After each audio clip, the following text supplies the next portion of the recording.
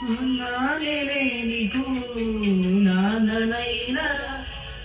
ఊరంతా మెచ్చేటట్టు నీ పెళ్ళే చేసినరా అన్నా నీ కోసం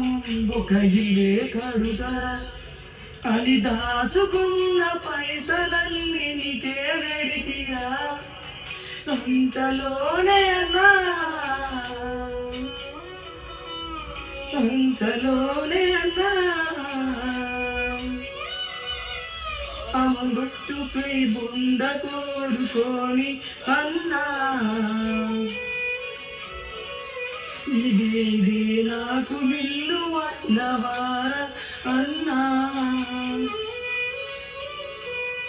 నీ వల్లంతా జసలి గడుతుందని అన్నా అన్నా